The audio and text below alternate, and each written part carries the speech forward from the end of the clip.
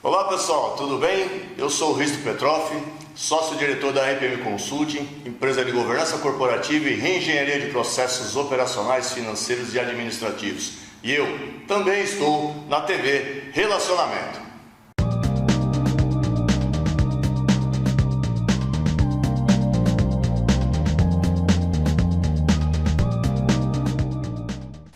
Olá, internautas, iniciamos mais uma vez um programa que está tendo cada vez mais audiência.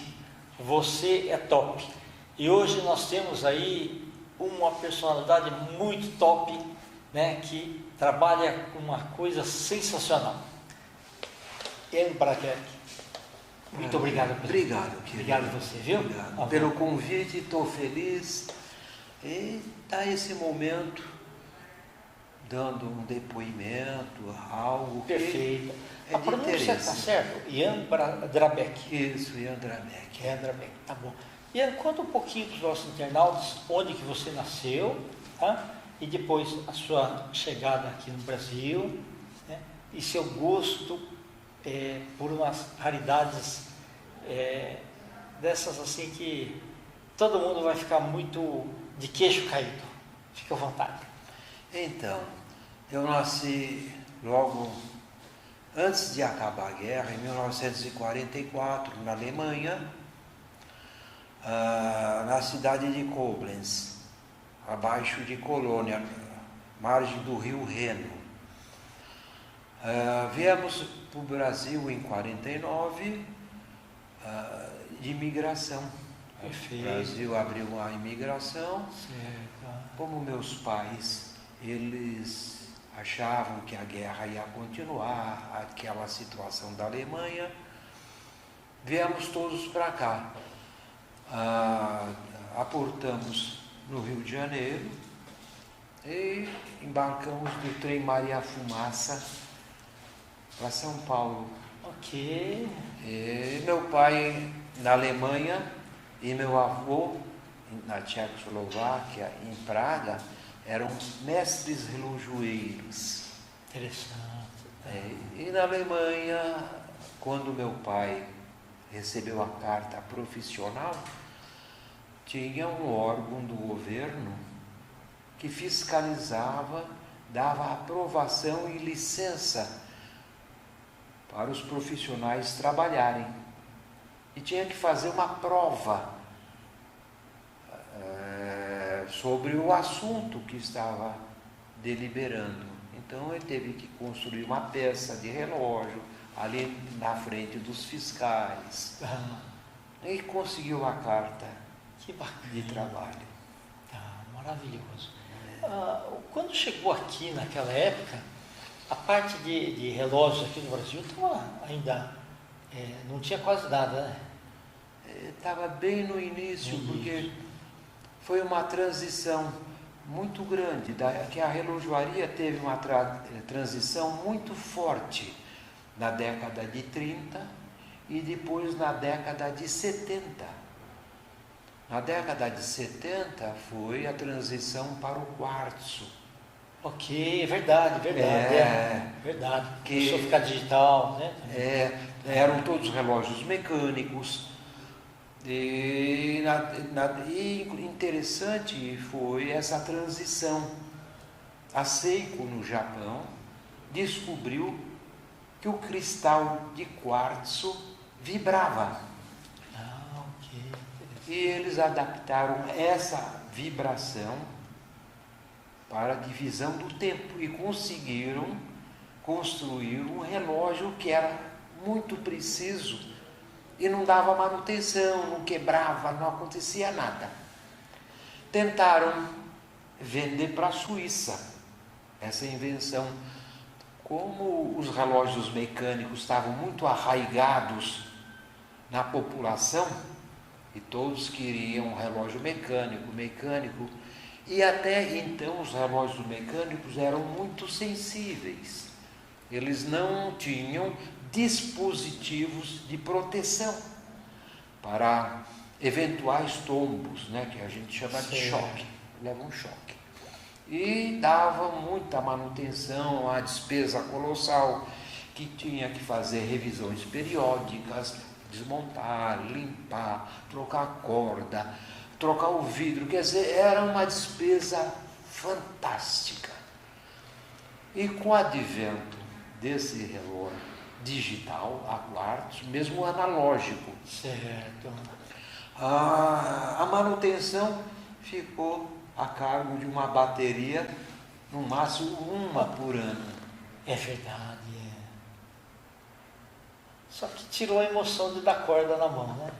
Mas você vê o seguinte, até então toda a população ela vivia tendo despesa decorrente àquela situação. Vamos dizer que até então não havia geladeira, vamos comparar relógio com geladeira. Perfeito. Porque eu também sou da época que não havia geladeira. Então, quando apareceu a geladeira, foi uma revolução tremenda. Todas as pessoas logo quiseram ter, para ter água gelada, fazer sorvete, que era colocado no leite moça, na forminha colocava-se um palitinho. Então, ninguém mais queria ficar sem geladeira. Quando chegou o relógio a quartzo, foi um boom tão grande que ninguém mais queria os relógios mecânicos. Foi aquela transição intransigente. Certo, ok. Ou transigente. E ofereceram para a Suíça, que sempre dominou o mercado de construção de relógios, as marcas mais famosas. E a Suíça não aceitou, não acreditou. Era um paradigma para ela, né? Porque eles dominavam o mercado.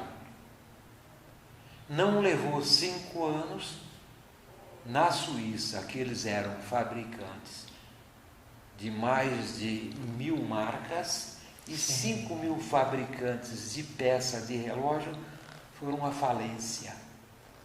Que coisa, né? Por isso que a gente tem que acompanhar as mudanças, né? Não tem como você sair.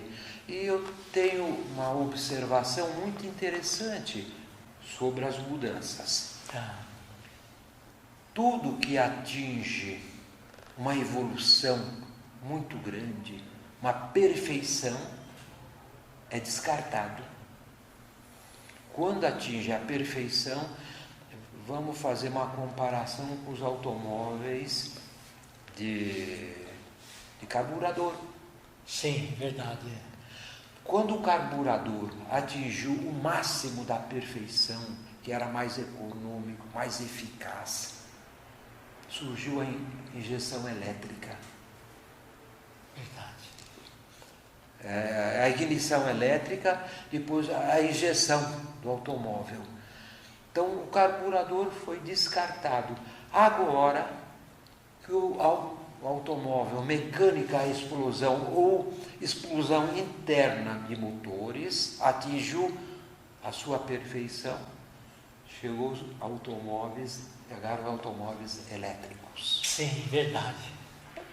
E Então, muito rápido, né? Muito rápido, essa mudança ninguém percebe.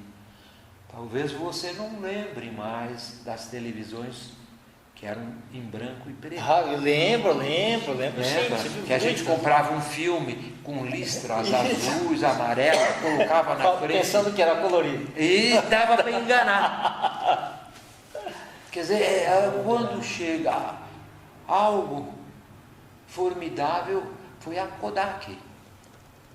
Um funcionário da Kodak inventou a fotografia digital. E a Kodak, que tinha 5.000 funcionários, foi à falência. É verdade. Eles não acreditaram na situação.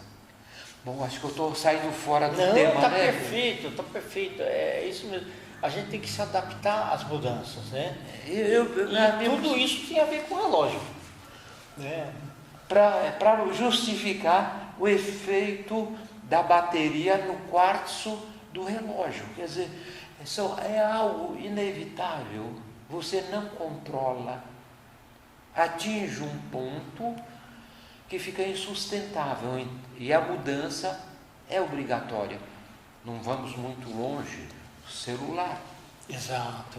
O preço que era caríssimo. Sim. E o celular para os jovens, ele está substituindo o relógio, né?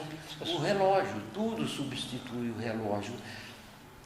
Agora, se nós voltarmos para a década de 50, 60, nós vamos ver máquinas maravilhosas, relógios colossais, relógios... Aqueles cucos, né, também. Os cucos. Eu comparo um cuco, novamente, com o Fusca, né? Que os dois são rudes.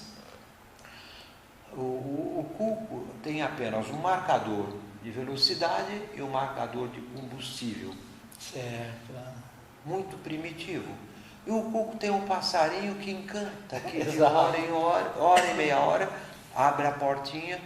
Se não tiver o gato perto do desenho animado, É verdade. o passarinho. Quer dizer, é algo assim fenomenal. Fenomenal. Fenomenal. E a relojoaria é apaixonante. Como estava comentando com o senhor, que nós também temos o nosso relógio biológico. Exato. Quer dizer, sem que nós saibamos o horário, nós mantemos a aproximação pela nossas necessidades, hora de dormir, hora Isso, perfeito. das refeições. Quer dizer, se nós não olharmos nada, nós vamos saber que já está na hora. Verdade. É algo assim muito interessante, muito. Então tudo se restringe ao horário. Exato, verdade. E quando que você começou a gostar de mexer nos relógios? Bom, Principalmente os mais antigos, né? eu nasci na relojoaria, né? Meu pai, mestre relojoeiro, meu avô. Agora, manipular os relógios antigos aconteceu justamente nessa virada, dos anos 60 para 70. Ok. Quando houve a quebradeira dos relógios de pulso, Sim. já não havia trabalho suficiente para os profissionais da área. Aí eu busquei um nicho novo, Tá. que foram os relógios antigos, a restauração.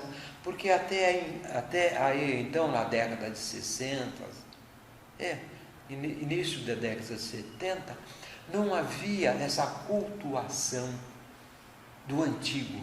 É verdade, verdade. Não tinha o saudosismo, O né? As coisas saudosismo, tinham, a palavra usa a palavra Nostalgia também, né? nostalgia. Era algo que a gente convivia com aqueles objetos, então não eram nostálgicos. Verdade, verdade. E esses relógios, cucos, relógios de parede, eram descartados no lixo, para ver como não tinha nenhum envolvimento afetivo com eles. É verdade. Agora, E às vezes o concerto era pequeno, né? Até, né? era pequeno, então não era algo fabuloso que rendesse o suficiente. Tinha que ter muita habilidade e correr muito atrás para no fim do mês ter um sustento razoável. Perfeito. Ô Ian, e quando começaram os relógios de ponto eletrônico nas empresas, né? A pessoa ia trabalhar e aquele relógio era para bater o ponto, né? Aquilo foi muito importante para as empresas, né? O relógio de ponto, eles foram mecânicos até a década de 40, resistiu os 50, foi na mesma época do advento do relógio a quartzo. Ok, tá. Porque tudo se resumia à manutenção e à necessidade de um técnico. Quando ele virou na década de 70 para 80, já começou a introduzir o relógio eletrônico, Sim. a quartzo, mecânico, misto, né? Que ele começou misto, começou sutilmente. Aí a manutenção, o custo ficou muito bom e agradável. Certo, que bacana, né? Foi na década de 70 também, no mesmo período. Perfeito. Ô Ian, hoje você administra um museu, né? Isso. Conta um pouquinho sobre o museu para gente. O nosso museu, nosso museu foi um sonho do professor Dimas de Melo Pimenta. Tá. Ele é fabricante de relógios. Isso, popularmente conhecido como DIMEP. DIMEP, fabricante de relógios de ponto, e ele sentiu que o relógio antigo tinha uma magia que atrai muitas pessoas, e muitas pessoas têm afeição. Certo, verdade. E os amigos, e o envolvimento com os amigos, então ele começou a comprar. Quando atingiu por volta de uns 200 relógios, ele começou com um pequeno museu. Interessante, interessante. Até a década de 90, ele conseguiu 600 relógios. Aí ele abriu um museu de fato, Que legal. que é o museu que tem entrada franca, não se cobra ingresso. Que legal. Para ir E visitar. quando que fica aberto esse museu? Esse museu, com essa nova reestruturação, agora nós tivemos a pandemia, Sim. todo mundo enxugou as despesas que eram possíveis, então atualmente nós estamos atendendo apenas de quarta-feira.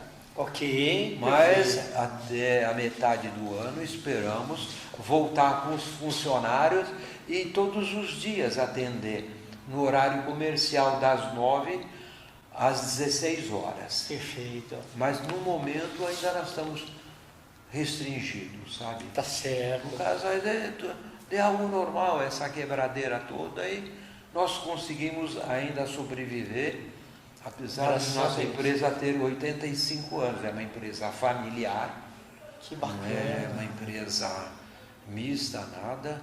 E o dono também tem paixão, o filho do dono, paixão Isso, que pelos bacana. relógios. Perfeito.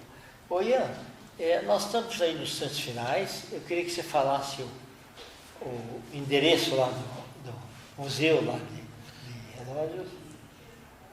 E nós estamos na Avenida Mofarrege, 840, Vila Leopoldina, aqui pertinho, professor. Perfeito. Tá bom.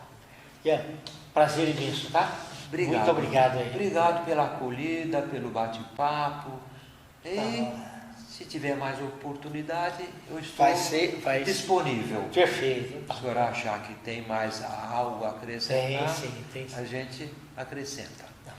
Internautas, com os agradecimentos então a esse fabuloso entendido em relógios, Ian Drabeck, nós finalizamos mais um Você é Top. Grande abraço e até a próxima.